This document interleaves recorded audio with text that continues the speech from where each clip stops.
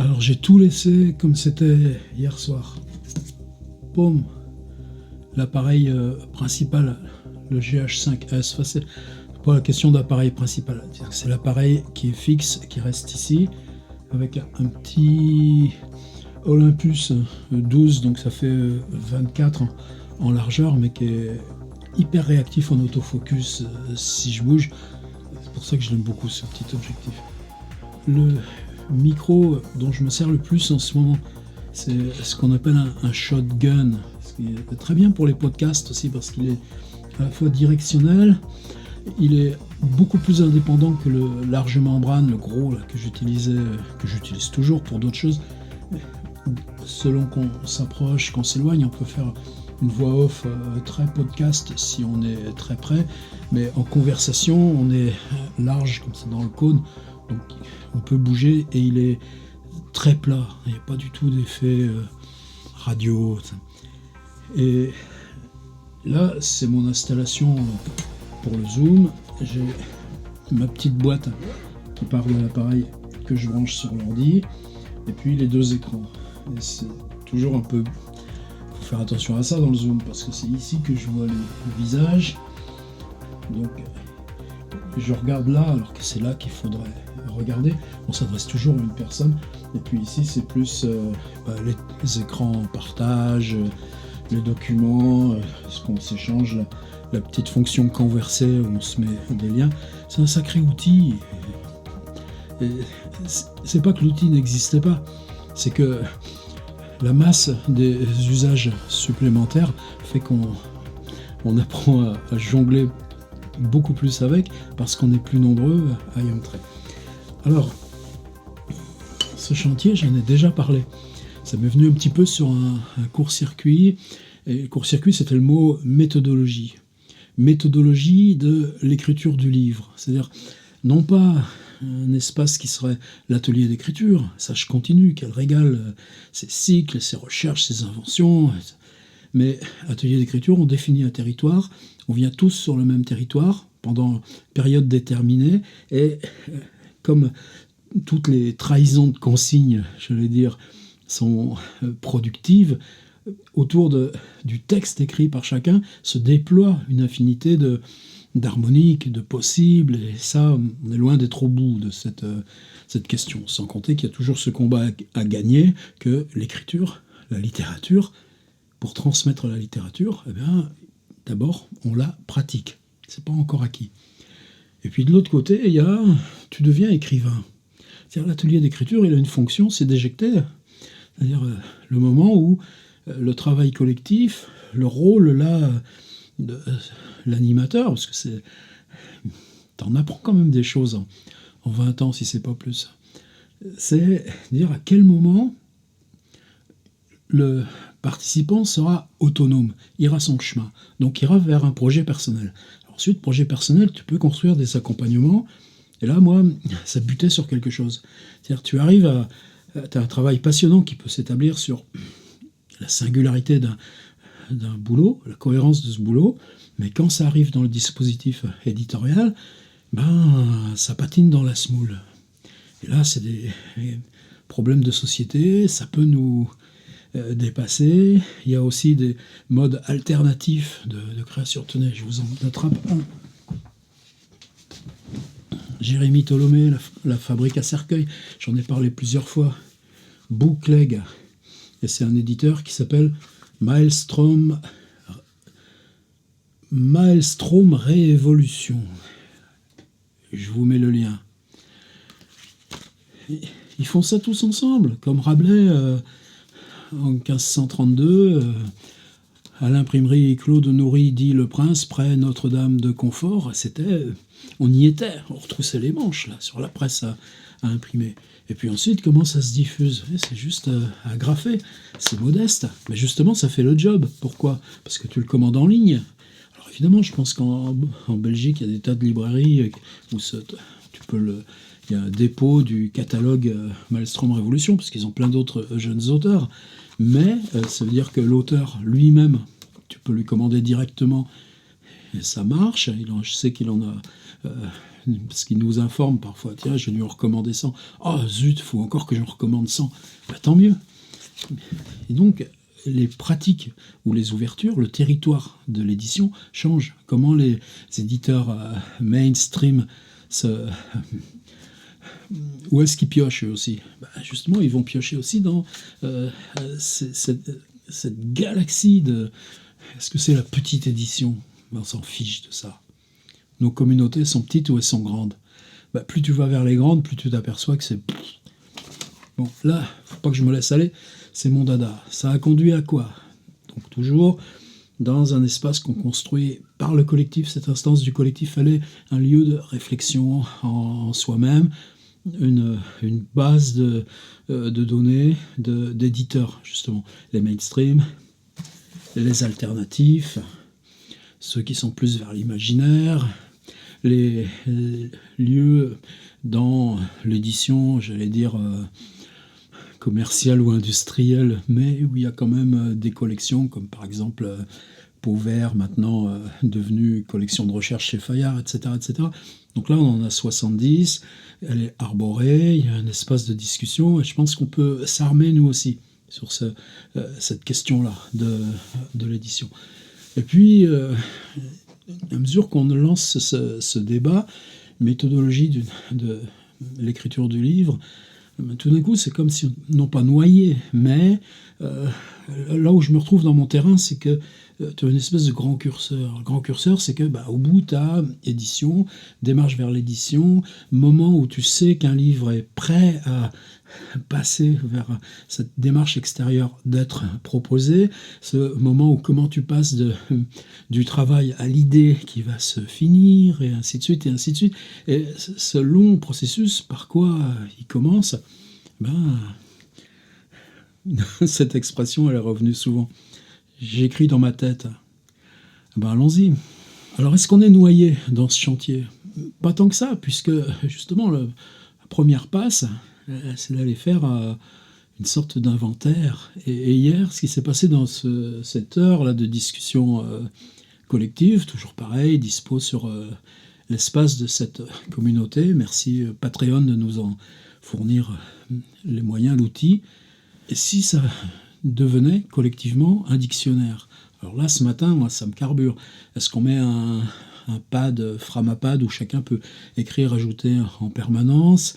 Est-ce qu'on le fait sous forme de blog SPIP avec une suite d'entrées déjà catégorisées, hiérarchisées, ou un WordPress? Bon, là, tant que ce ne sera pas mûr, mais je sens que ça y est, quoi. On a déjà... C'est-à-dire, on va écrire ensemble un dictionnaire de ce vocabulaire de la routine ou du travail de l'écriture. Alors, ce qu'il en existe déjà, certainement, tout existe déjà. Par exemple, juste un bout d'étagère de ma collection de bouquins à Merloc. Bon, moi, les premiers, ça doit dater de 2003-2004 que j'ai commencé de les collectionner. J'achète pas les daubes, mais disons ceux où il y a un vrai boulot sur ces questions. Bon, c'est pas fétiche, c'est pas fétichisé chez eux, ces questions. Alors, est-ce que ce chantier, c'est... de toute façon, on est ensemble, donc on est plus fort. C'est-à-dire, est-ce qu'il y a des généralités? Non, c'est comment appréhender, comment chacun peut renforcer sa singularité ou sa confiance dans sa singularité, dans les apories, dans la difficulté à conduire le projet, ou s'armer de force pour dire ça, il faut bien que ça prenne forme partageable, imprimé, pas imprimé, etc. Et c'est ça qu'on va ouvrir, c'est-à-dire le vocabulaire et comment, en confrontant les différentes expériences, on se renforce. C'est modeste, mais je pense que si on sait où on marche, moi je fonctionne toujours par spatialité, quoi. Si on sait où on en est de notre démarche. Et je pense que ça, précisément, c'est là où cette fétichisation, ou cette espèce de silence sur la figure de l'écrivain, séparé de la pratique, il manque peut-être un rouage, ou en tout cas que ce rouage, c'est un travail à entretenir en permanence. Ce qui se fait d'ailleurs dans les récents masters de création littéraire. Je pense à la Cambre en Belgique, je pense au Master de Paris 8. Bon, il n'y en a pas tant que ça, mais au moins ça commence à solidifier. Alors hier soir, il s'est passé quoi? Eh ben, le premier truc, je lisais une contribution d'une participante, merci. Et premier truc, c'est dire, mais j'écris en marchant. C'était juste 3 mots, enfin non, 4. J'y écris en marchant. Et c'est juste un tout petit syntagme dans un paragraphe de 4 lignes. Et on est parti là-dessus. C'est-à-dire qu'on a passé 1 heure, rien que sur alors qu'on voulait balayer, trier, etc. On a passé juste ça. C'est-à-dire, il se passe quoi même dans le besoin de marche? Alors évidemment, là aussi, on ne débarque pas dans du vide. Moi, un de mes bouquins fétiches, c'est David Le Breton, Marcher, éloge des chemins de la lenteur. C'est des classiques, mais dans l'ensemble des livres sur marcher, c'est un de ceux qui sont le plus reliés à l'écriture. Et pour moi, là, c'est ça le chantier qu'on peut ouvrir. C'est-à-dire, vous n'avez pas de démarche, ça n'intervient pas pour vous comme ça. Bon, c'est pas grave. De l'autre côté, tu as ceux qui en font un dispositif de jeunesse du texte. H.P. Lovecraft, qui marche 20 km par jour. Et en général, l'écriture, pour lui, c'est dormir 1 nuit sur 2. Et la nuit où on ne dort pas, eh bien, c'est celle où on marche. Et puis ensuite, il y a le sommeil et l'écriture. Mais c'est des rythmes qui sont comme ça sur 2 jours. Alors évidemment, pour chaque auteur, on peut aller voir comme ça les figures du temps. Est-ce que Flaubert était un marcheur? Là, certainement pas. Donc on a le contre-exemple. Donc c'est pas la question, vous voyez, c'est pas d'aller en tirer des manières des obligations ou des axiomes. C'est comment toi, ça se passe pour toi. Et si ça se passe pour toi comme ça, le fait d'avoir un paysage, j'allais dire de routine, au sens où ce mot, c'est pas l'habitude qu'on reconduit, mais c'est précisément le processus qu'on construit pour s'incruster là, dans ce rouage, et en faire un outil d'écriture. Donc j'aime beaucoup ce mot routine, plutôt que protocole, etc., etc. Alors, pour ce qui est des autres, justement, tout d'un coup, là, on était 20 dans le Zoom, 20 sur 1 heure, ça laisse du temps de parole. Mais c'est la diversité, c'est-à-dire, quand je marche, les phrases que j'écris sont tellement belles, mais elles s'écrivent dans la tête, et quand je reviens et que je passe au clavier ou à l'écriture manuscrite, l'obstacle revient dans toute sa dureté.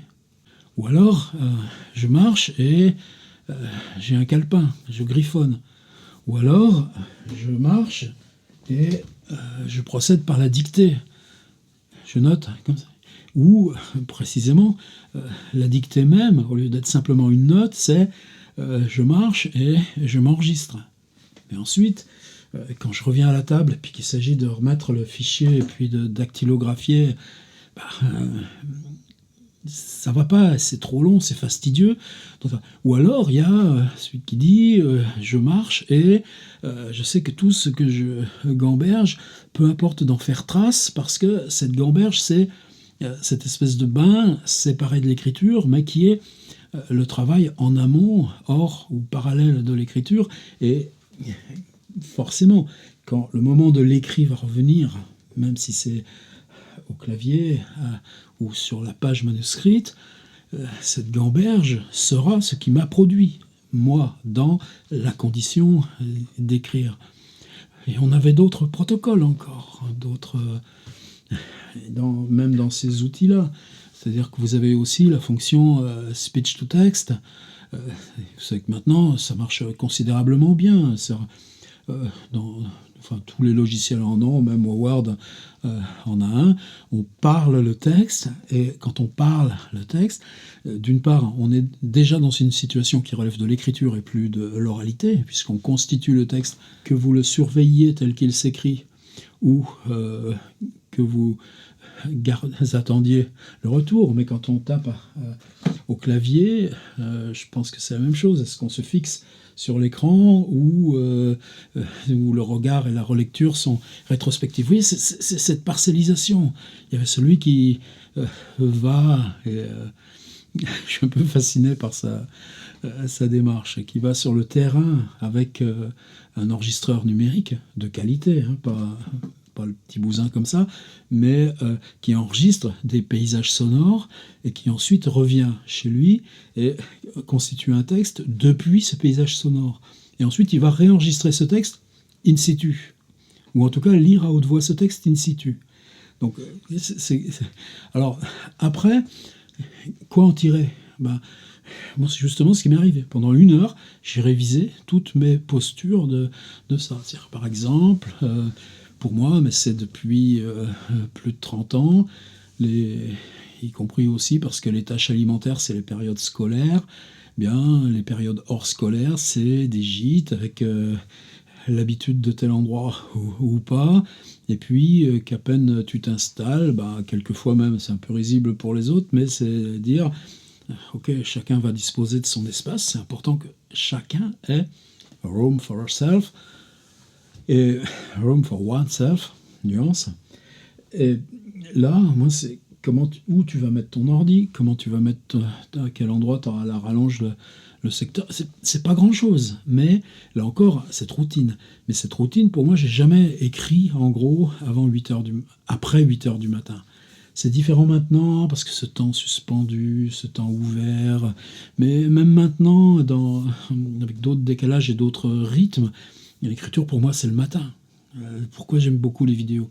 Parce que justement, c'est l'occupation de l'après-midi. C'est pas. Qu'est-ce que tu fais quand tu as fini ton boulot à 8 heures du mat? Il faut bien trouver autre chose. Mais ça, c'est mon problème. N'empêche que dans les périodes intenses des gîtes, le temps de la marche devient un espace de préparation, de réflexion. Si tu as beaucoup bossé le matin, wow, c'est un encéphalogramme qui va pas vibrer beaucoup. N'empêche que tu le remplis, tu es à l'écoute, tu retrouves. Et puis il y a le corps aussi. Comment tu installes le corps dans une pratique, même si je ne suis pas un exemple, oh là là, de tout ça, pour que le matin, y compris là, au clavier, tu sois dans ce même rassemblé, cette même détermination. Et ça, c'est considérablement important. Alors, est-ce que dans cette marche, je gamberge sciemment à ce qui se passera le lendemain? Il y avait aussi cette question-là, comment tu mémorises? C'est-à-dire, quelqu'un qui a dit, oui, mais je reviens, j'en ai tellement oublié. Oui, je pensais à Jacques Roubaud, qui autrefois, vous savez, ce livre qui s'appelle Poésie 2 points, qui est si formidable parce qu'il raconte son usage de la marche dans Paris. C'est-à-dire les balades, par exemple, s'il pleut, pour être tout le temps à l'abri, les rues à arcades, les passages, etc. Ou prendre les rues dans l'ordre alphabétique, sachant que de toute façon, il n'y a qu'une rue dans Paris qui commence par Z, donc tu finiras toujours au même point. Ou prendre deuxième rue sur la droite, première rue sur la gauche, deuxième rue sur la droite, première rue sur la gauche, etc. etc. Et Jacques, en particulier ce livre qui s'appelle La forme d'une ville, hélas, change plus vite que le cœur des mortels, avec ce jeu de changement d'un mot par rapport à Baudelaire, c'est un processus d'écriture où sur 220 ou sur 230 pages, il y a 160 textes qui sont écrits selon ces protocoles de marche urbaine, et en particulier la fabrication du sonnet. C'est Jacques expliquant dans Poésie 2 points que la grammaire du sonnet, c'est une manière, d'ailleurs hier soir, quelqu'un a reparlé de ce livre énorme, Les Arts de la mémoire, ou Arts de la mémoire, je ne sais plus, par Frances Yates, Y-A-T-E-S. La grammaire du sonnet devient une manière de construire la possibilité de mémoriser quelque chose de complexe qui s'écrit sur 3 heures. Et Jacques, il y a quelques années déjà, maintenant il a passé les 80, disant, avec les problèmes de mémoire immédiate, au lieu de composer un sonnet, je compose un tercet. Mais il s'accroche toujours à cette même démarche. Alors, par exemple, moi, est-ce que ça m'est arrivé? Oui, mais ça m'est arrivé qu'une seule fois. justement dans des marches de montagne. Je me rappelle très bien le lieu, je me rappelle très bien combien il y en a eu. Et c'est un texte qui s'appelle Peur. Alors, pourquoi c'était venu, je ne sais plus, ni comment. Mais ce texte, il est en ligne sur mon site. Je l'ai fait plein de fois sur scène avec Dominique Pifarelli. On l'a même enregistré dans un disque qui s'appelle aussi Peur à la Muse en circuit. C'est un texte que j'ai pas écrit à table. C'est un texte que j'ai écrit parce que sur plusieurs jours, je trimballais un petit calepin. Je vais voir par là encore de petits calepins. Et puis en marchant, je gribouillais. Mais est-ce que c'est une pratique systématique? Non. Est-ce que j'ai toujours un calepin sur moi? Non. Est-ce que j'ai un calepin dans la voiture pour noter au volant des trucs? Oui. Est-ce que j'ai utilisé mon téléphone comme dictaphone? Jamais. Ça, pour moi, il y a une espèce de transgression que j'arrive pas. Ça bloque complètement. Et text-to-speech, je l'ai fait une ou deux fois, mais c'est aussi crevant et c'est la même tension qu'écrire, donc je n'utilise pas non plus. Par contre, est-ce que j'utilise mon téléphone comme avec le Notes, ou même, vous savez, mon logiciel principal de carnet, de brouillon, c'est Ulysse, j'en parle tout le temps, le Ulysses, là, donc si je l'ouvre sur le téléphone, il est synchronisé avec l'ordi. Et ça, c'est un outil formidable. Mais est-ce que je m'en sers? Pas tellement. Par contre, est-ce que je m'envoie des mails à moi-même? Ouais, régulièrement. Est-ce que je m'envoie des tweeters à moi-même? Oui, c'est-à-dire si c'est une note de lecture, si c'est un mot que tu repères, qu'est-ce que ça peut faire qu'il soit dans l'espace public, puisque toi seul sais pourquoi tu l'envoies sur Twitter, cette petite... et puis à la limite, si tu te dis, waouh, ce truc-là que j'ai lu dans... ce truc de Tolstoï, là, vas-y, déroule ton Twitter, tu vas le retrouver, ton Tolstoï.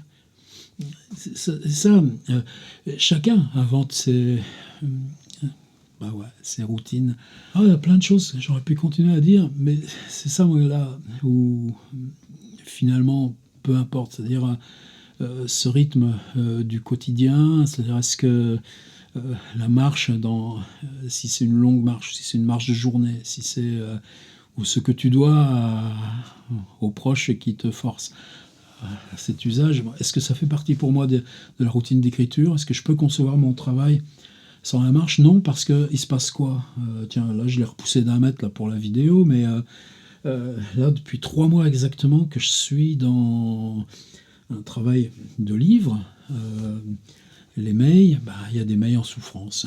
C'est pas 1, c'est pas 10, c'est plutôt 100 ou 200. L'administration, je le fais, allez hop, faut que tu fasses ci, tu te rappelles ça, t'as jusqu'à cette date, t'as la facture de... Bon, je le fais, mais cette espèce de concentration parce qu'en ce moment il y a écriture au quotidien, est tellement violente que dans le reste du jour, tu acceptes une part de désoccupation.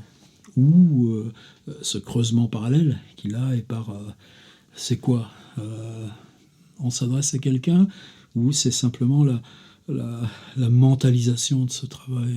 C'est ça, cette socialité-là, est-ce qu'elle est un parasite par rapport à la littérature?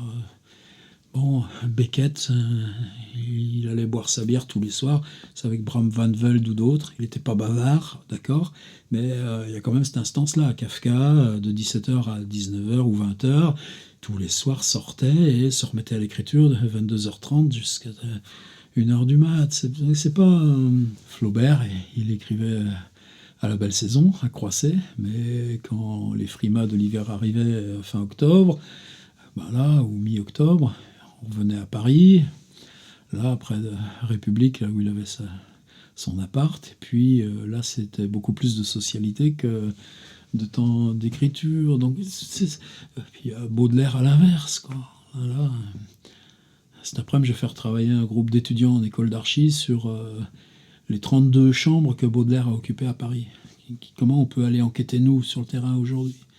Baudelaire, il dit j'ai pas de table chez moi parce que je veux pas avoir la tentation de m'asseoir pour écrire. Et dans le écrire en marchant, bien là, tout d'un coup, c'était plus ça. On n'était plus dans l'avant-écrire, mais comment dans la marche, on peut être dans une construction d'écriture même. Voilà, tout ce qui danse. Je m'en tiens là, mais là, ça va revenir régulièrement dans ces vidéos, c'est-à-dire comment on peut construire ce paysage-là des étapes de l'écriture, de l'avant-écriture jusqu'à lecture, édition, révision, démarche éditoriale, et après, édition. Enfin, pourquoi on ne se lancerait pas, justement, si on fait collectivement un dictionnaire de tout ça, dans une sorte d'outil merci pour hier, c'est pour ça que je voulais le faire là, aussitôt. Tout d'un coup, écrire en marchant, ça prenait une... Oh, ça devenait un monde. Mais ce monde, chacun d'entre nous le porte. Et c'est ça qui fabrique l'idée de communauté aussi. Ouverte, c'est pas track, c'est pas fan, machin comme ça, c'est pas ce vocabulaire-là, c'est le travailler ensemble. Alors, est-ce que c'est une mode, est-ce que c'est un truc comme ça, ou est-ce que, et précisément, ça a toujours été, pour ça aussi que je travaille beaucoup sur ce genre de socialité chez Kafka, chez Proust, chez H.P. Lovecraft, où là où on a tout le chantier archéologique, des milliers de lettres, on a tous les carnets, etc. Ou est-ce que ça prend une nature différente parce que sur et avec le web, quand